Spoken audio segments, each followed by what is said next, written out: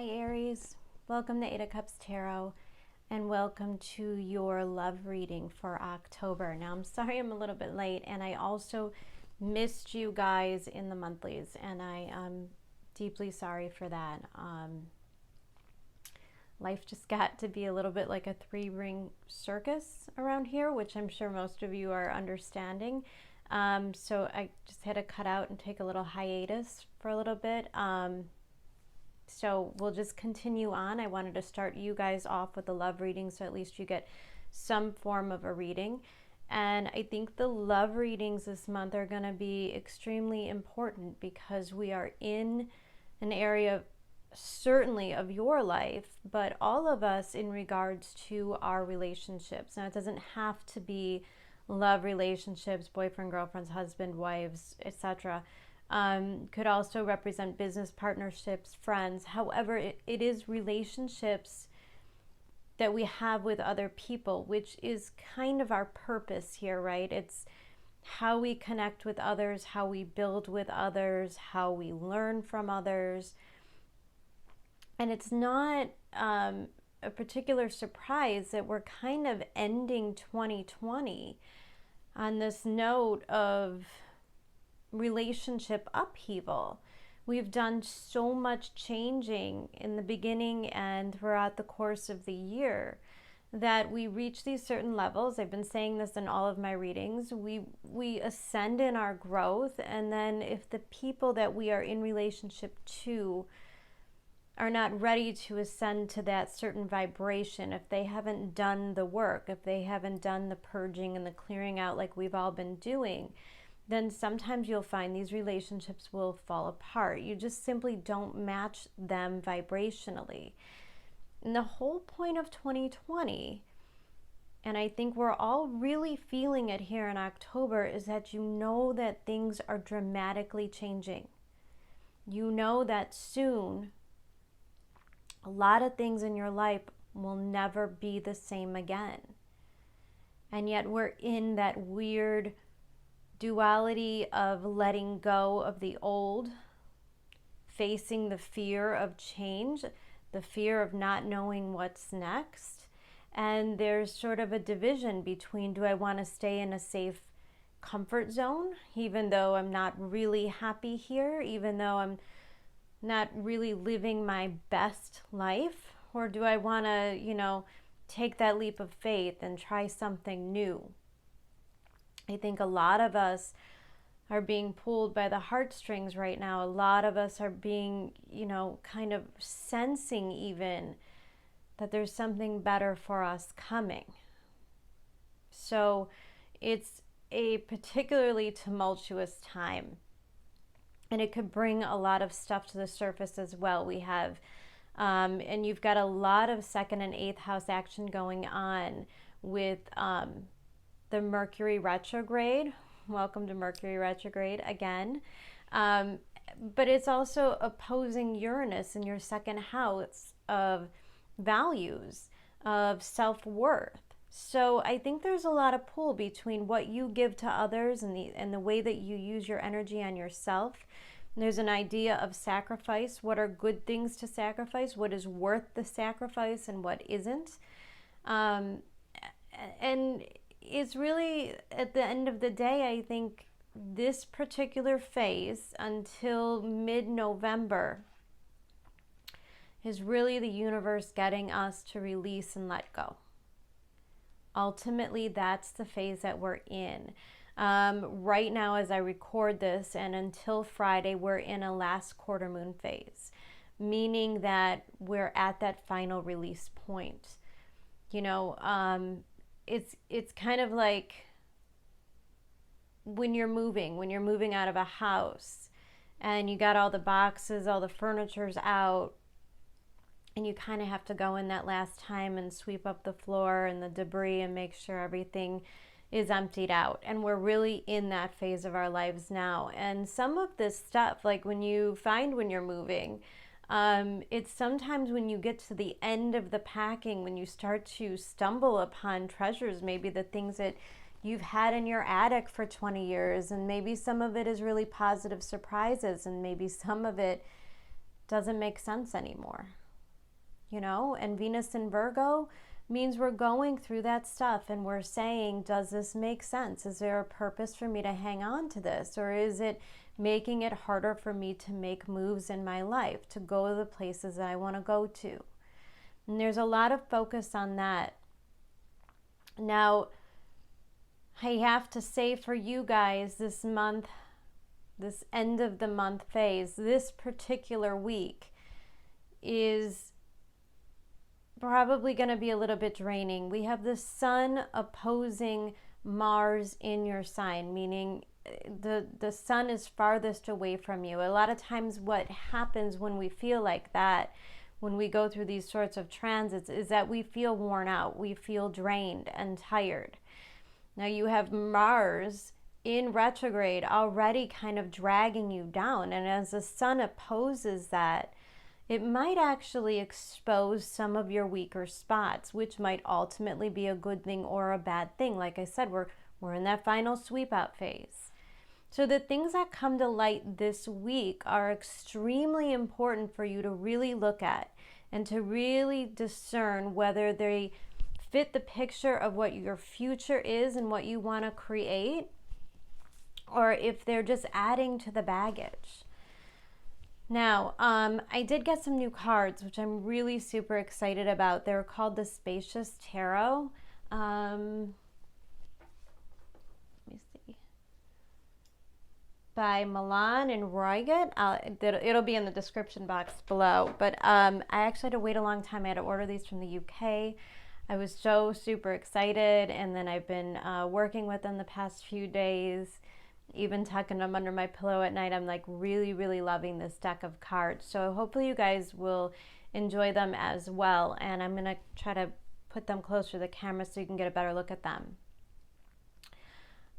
Okay, so we're starting out with the Nine of Pentacles, Aries. And I see this as a really beautiful energy, meaning the Nine of Pentacles is not afraid to stand on their own, to stand independently. There's a sense of a strong backbone. And when I look at that Nine of Pentacles, it's a bush that kind of goes in a spiral.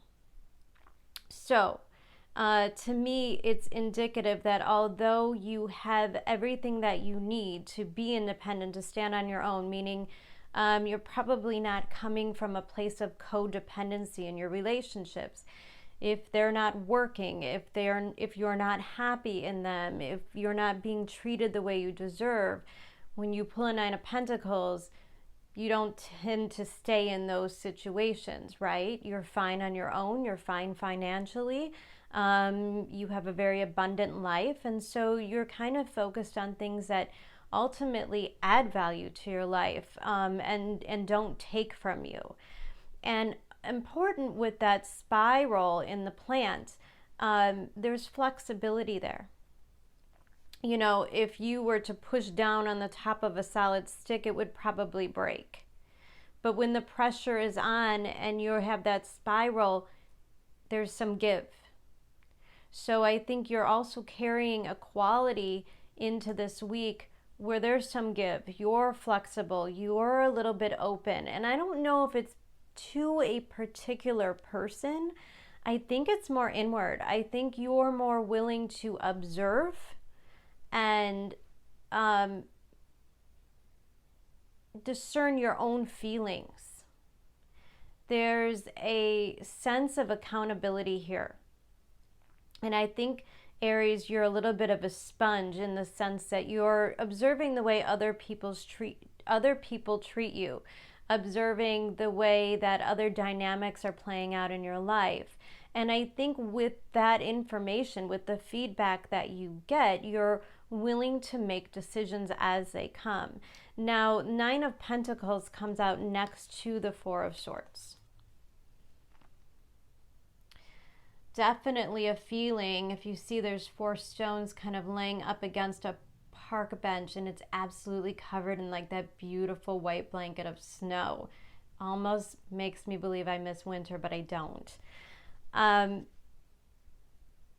So there's definitely a feeling of emotional coldness and emotional withdrawal. So the Nine of Pentacles next to the Four of Swords means that you've probably stepped out of a situation. You've probably left something or someone behind. Now, it could indicate that it's just a break. It's not forever, but with the coldness there's a sense of detachment.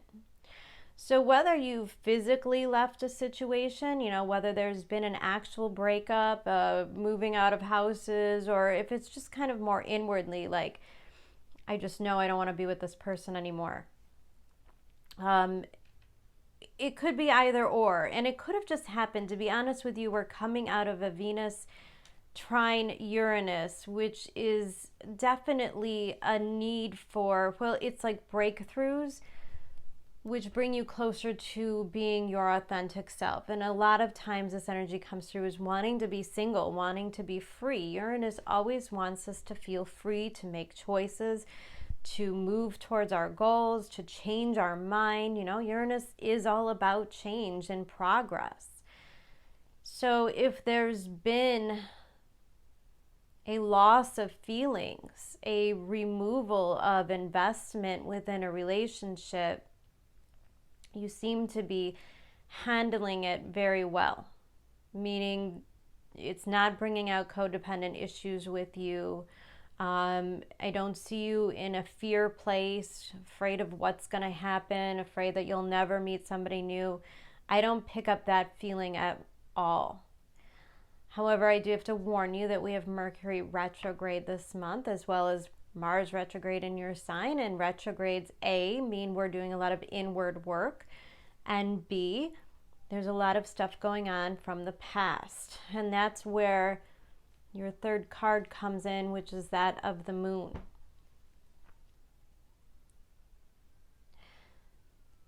The moon card here in the present situation means that there's information that's coming to the surface. Now, remember what I said about the sun opposing you, illuminating things.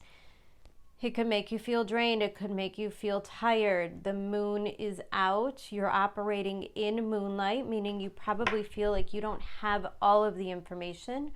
You don't have the entire story. Maybe a breakup occurred and there wasn't a whole lot of closure. You didn't really know the true story, and you might have been a little confused, which could often happen in that Four of Swords, because as I said, it's taking a break, but it's not ultimately definitive, right? I'm just removing myself from the situation for now. I'm taking a rest. However, when you're in that Four of Swords energy, there's also a element of being open, and I see that in the cards. You know, you kind of look, there's the swords and really nothing else around for miles and miles, meaning you are open. You're open to information. You're open to closure, you know, and I think ultimately you guys did pull two cards of peace. You are searching for peace. You just want peace and love and a good life. And so this moon card comes, and directly over the moon card is the Ace of Swords. Whatever is unknown to you at this time, this week will bring clarity. It will explain to you. It will bring that closure. Things will begin to make sense. You can begin to put the pieces together. Underneath that moon card, I pulled two of my romance angel cards for you guys. One was deception. Someone is wearing a false self mask in this relationship. And the other one was let go of control issues. Allow the situation to unfold naturally. Now, this is where the reading can kind of move into two different directions. And there's a couple different scenarios, which I'll give to you now. But in your challenge position is the Magician.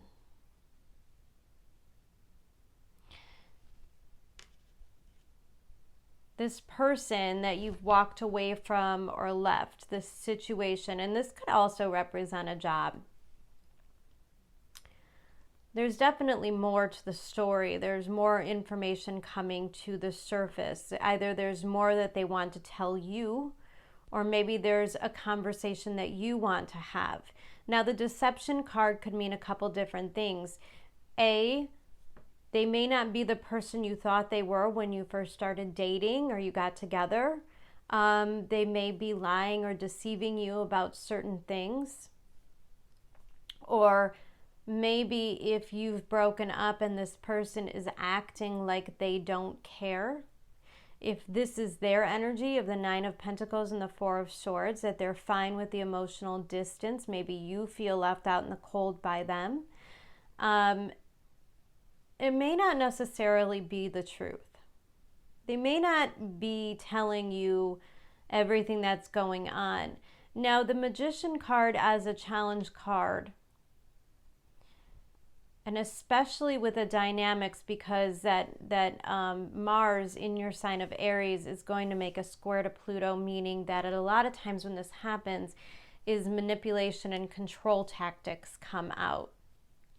If you have cut somebody off in a relationship, this might be that point, that turning point where they realize they've lost you and the claws kind of come out. Now, it could be good, bad, ugly, but it's probably out of a place of desperation. With the Magician card, people can be very emotionally manipulative. This could go anywhere from making you feel sorry for them to making you fear them a little, being uncomfortable. There's a sense of being forced into something with the Magician. It could also be where they're manipulating other people. You know, if you've been married to this person for a long time and they start telling other family members about what happened in your marriage, you know, and you might feel like they're really manipulating the side of the story. So it could bring up a lot of anger to the surface. That's what I'm saying. Let go of control issues. The final card is the Five of Swords. And I love this card. Now, there's no way to really love Five of Swords energy. Five of Swords energy is where we kind of get stuck in our head. We're a little bit indecisive, afraid to move. We feel a little bit trapped, like I said, in our head, in our thoughts. And it's a lot of like self-doubt, comparing yourself to others, worrying that, you know, maybe you feel as though you have to manipulate the situation. Maybe you feel like you need to gain control. It's going to be a lot about power plays this month. But the Five of Swords, I really like this because if you could see the bird kind of sitting perched on top of the sword, and, you know, this is kind of what I see as like collateral damage. So I think the advice from Spirit here is to really emotionally remove yourself, you know, kind of stay in this Four of Swords place. I like how these two kind of go together, especially because you pulled the Ace of Swords, meaning you know the truth, you own the truth, and you are the truth. And I think the more that you could pull yourself out of any manipulative power playing games, you know, if you really have somebody coming at you this month, really wanting to argue and fight and bring all of those emotions to the surface, your best bet is to really rise above it. You know, remove yourself from the situation. If you have an ex who is just suddenly kind of lost their shit because you've walked away and they start sending you the 100 crazy text messages, turn the phone off, block them. Like, that's the ultimate best move. That's the power. Your true power is not the reaction you could bring out in others. True power is your ability to be unaffected by other people's behavior. Now, honestly, everybody is probably struggling at this time. You know, we're reaching endings, we're reaching culminations. They're not easy on everybody. And I think a lot of people are having to look at their own pile of shit and say, how did I create this? How did I accept this in my life? How did this even come to be? And then you have to start correcting the things within you. So your two cards that you pulled this month are peace. It couldn't get any clearer than this, Aries. I think you need a break. I think you need to clear your head, clear your mind. It might be a really good time. I mean, if you are fortunate enough to steal away a couple days and just kind of lay around in your bed and lay low, maybe work from home, don't do so many group projects, you know. The more, I don't want to say isolated because that sounds very unhealthy, but the more you're detached from other people's drama, the less you're going to be provoked. And I think that's ultimately the advice in every single situation that occurs this week. This even just this next week is going to be so up and down. Good stuff, bad stuff, good stuff, bad stuff. And it's important to always remember to stay in the middle, because, you know, when the highs are really, really high, then the lows seem to be so painfully low. And this is a week where a lot of things are fluctuating, you know. If you are embracing single life, now isn't a really good time to start up those dating profiles, okay? It's not a really good time to go out and actively search. Now, we have a couple of aspects with Uranus and Neptune and Jupiter this week that could, and even towards the end of the month. So the next 2 weeks, there's a lot of really cool miracle-like things that could happen.